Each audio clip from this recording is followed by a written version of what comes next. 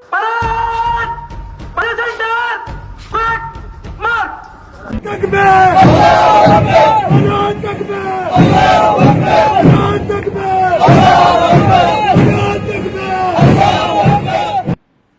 पर मार्च करते ये लोग किसी सेना के जवान नहीं बल्कि उग्र इस्लामिक संगठन पीएफआई अर्थात पॉपुलर फ्रंट ऑफ इंडिया के सदस्य हैं।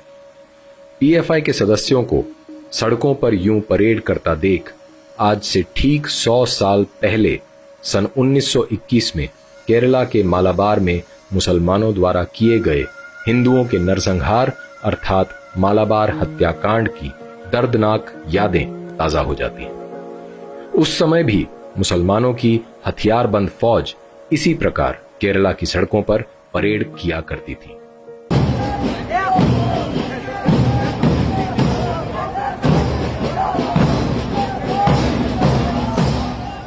पीएफआई एक धन संपन्न संगठन है जिसकी स्थापना सन 2006 में केरला में की गई थी।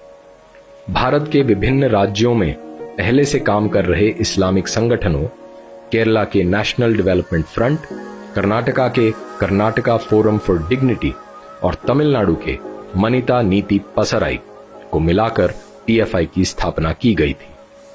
बाद में 2009 में गोवा के सिटीजन्स फोरम, राजस्थान के community social and educational society, Paschim Bengal के नागरिक अधिकार सुरक्षा समिति, मणिपुर के लिलोंग सोशल फोरम और आंध्र प्रदेश के एसोसिएशन फॉर सोशल जस्टिस का भी विलय पीएफआई में करके इसे बृहद रूप दे दिया गया था। राजनीति में भी पीएफआई की दखल है। एसडीपीआई अर्थात social democratic party of India एक राजनीतिक संगठन है जो पीएफआई से जुड़ा है। पीएफआई की स्थापना के बाद से ही देश विरोधी एवं आतंकवादी घटनाओं में बार बार पीएफआई का नाम सामने आता रहता है। 2006 में भारत सरकार द्वारा प्रतिबंधित कर दिए जाने पर इस्लामिक आतंकवादी संगठन सिमी अर्थात students Islamic movement of India के अधिकांश सदस्य पीएफआई में शामिल हो गए थे। उदाहरण के लिए पीएफआई का राष्ट्रीय अध्यक्ष रहा अब्दुल रहमान पहले सिमी का राष्ट्रीय सचिव था और पीएफआई का प्रादेशिक सचिव रहा अब्दुल हमीद पहले सिमी का भी प्रादेशिक सचिव था। वर्तमान में भी सिमी के कई पूर्वाधिकारी पीएफआई में विभिन्न पदों पर नियुक्त हैं। केरला पुलिस की इंटेलिजेंस विंग ने हाईकोर्ट को सूचित करते हुए कहा था कि पीएफआई कुछ और नहीं बल्कि प्रतिबंधित इस्लामिक संगठन सिमी का ही नया चेहरा है और ये देश विरोधी कार्यों में सम्मिलित है। अब तक केवल केरला को ही पीएफआई का गढ़ माना जाता था, लेकिन अब पूरे भारत में पीएफआई का नेटवर्क फैल चुका है। पीएफआई ने अपना कार्यालय भी केरला से दिल्ली के शाहीन बाग में स्थानांतरित कर लिया है। भारतीय सुरक्षा एजेंसीज की रिपोर्ट के अनुसार सन 2011 में मुंबई में हुए बम धमाकों, 2012 में पुणे में हुए बम धमाकों और 2013 के हैदराबाद धमाकों में भी पीएफआई की अहम भूमिका थी।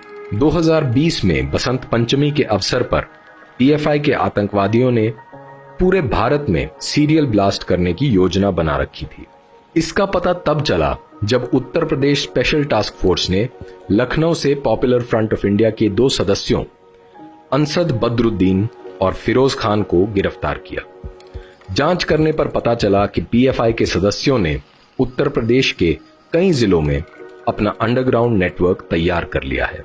इन लोगों ने ऐसे हिट स्क्वाड बना रखे हैं जो एक इशारे पर किसी भी आतंकी वारदात को अंजाम देने के लिए हमेशा तैयार रहते हैं। ऐसे लोगों को गोपनीय तरीके से ट्रेनिंग भी दी जाती है और उन्हें सीधा निर्देश दिया जाता है कि वे खुद को पीएफआई से जुड़ा हुआ न बताएं, ताकि सुरक्षा एजेंसियों की नजर उन पर ना पड़े। इन सभी लोगों को अलग अलग कोड वर्ड दिया गया है जिससे सब एक दूसरे से जुड़े रहते हैं। 2019-20 में देश भर में सीएए और एनआरसी के विरोध में हुए हिंसक प्रदर्शनों का भी पीएफआई से गहरा संबंध था।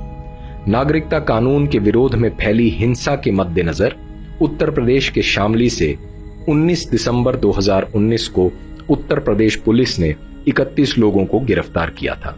शामली के तत्कालीन एसपी विनीत जायसवाल ने बताया था कि इनमें से 14 व्यक्ति पीएफआई के सदस्य हैं। पीएफआई का बेहद महत्वपूर्ण सदस्य मोहम्मद शादाब भी गिरफ्तार किए गए लोगों में शामिल था।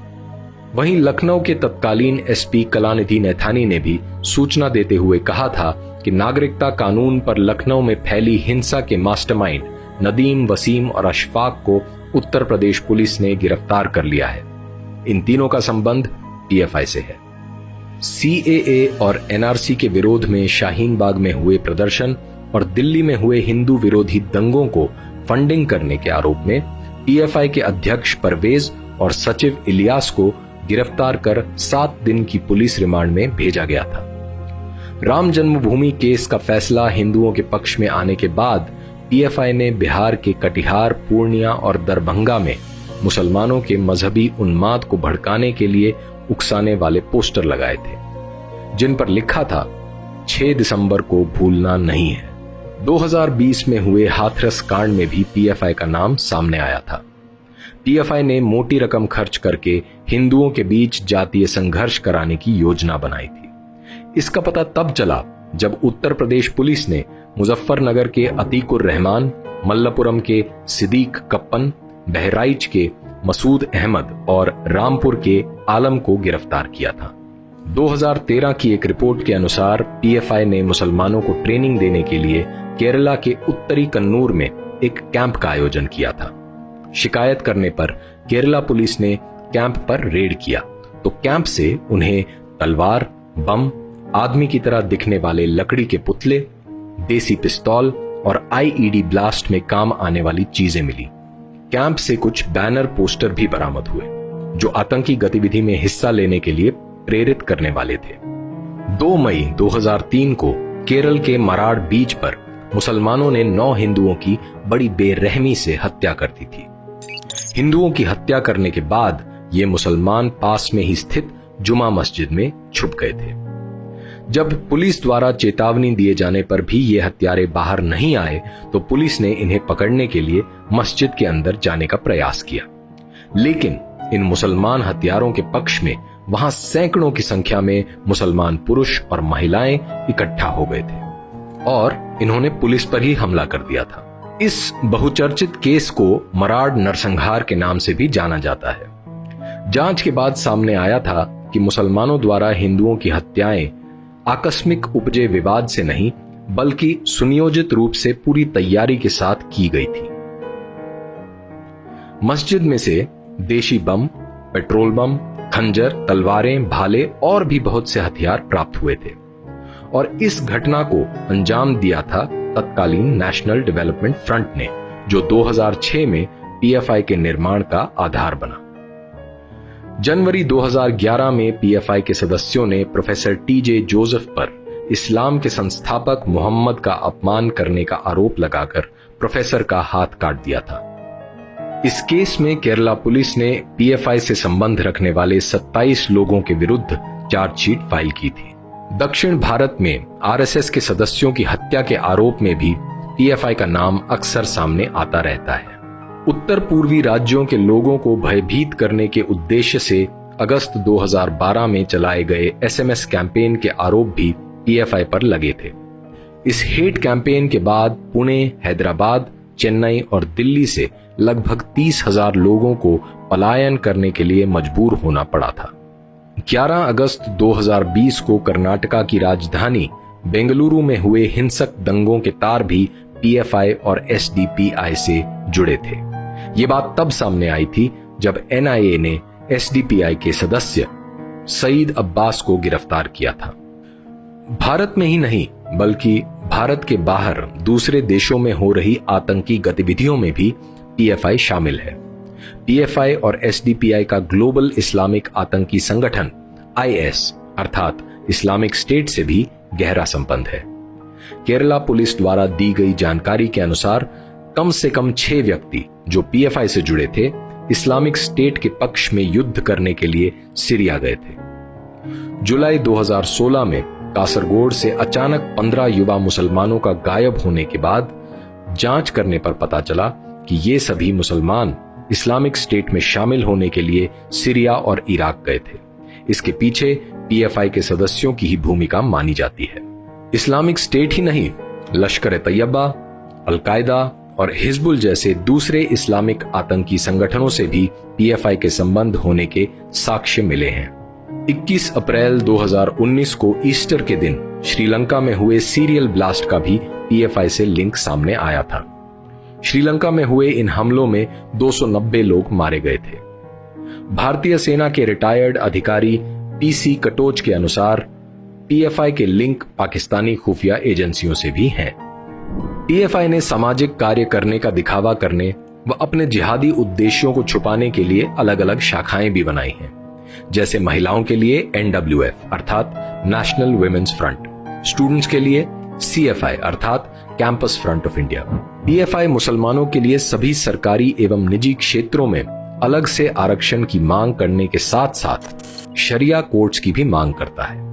वैसे तो पीएफआई खुद को न्याय, आजादी और सुरक्षा सुनिश्चित करने वाले आंदोलन के रूप में वर्णित करता है, लेकिन इसका वास्तविक उद्देश्य पूरे भारत से गैर मुसलमानों को समाप्त करके इस्लामिक शासन स्थापित करना है। इस उद्देश्य को पूर्ण करने के लिए पीएफआई को हवाला के जरिए विदेशों से भारी मात्रा में फंडिंग मिलती है, जिसके दम पर पीएफआई ने अपनी एक प्राइवेट आर्मी भी बना ली है। ये आर्मी भारत में सभी गैर इस्लामिक लोगों के लिए एक गंभीर खतरा है।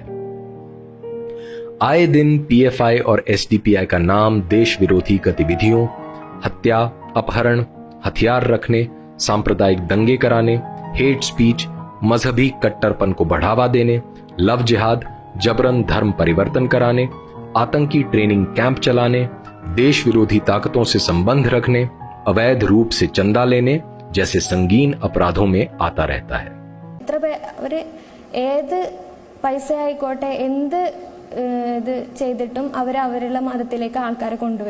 पीएफआई की देश विरोधी गतिविधियों के कारण विभिन्न राज्य सरकारों ने या तो पीएफआई को प्रतिबंधित कर दिया है या केंद्र सरकार से पीएफआई को प्रतिबंधित करने की मांग कर रही है। लेकिन इतना होने पर भी केंद्र सरकार पीएफआई पर कोई कार्यवाही करती दिखाई नहीं देती है। पूरी जानकारी होते हुए भी ये राजनीतिक पार्टियां इन संगठनों के खिलाफ कोई कार्यवाही नहीं करती है, बल्कि इन्हें पनपने देती है। और जब ये मजहबी कट्टरपंथी संगठन हिंदुओं की हत्याएं करते हैं तो ये पार्टियां हिंदुओं से हमदर्दी का झूठा दिखावा करती हैं और हिंदुओं को इनका डर दिखाकर राजनीतिक फायदा उठाती हैं।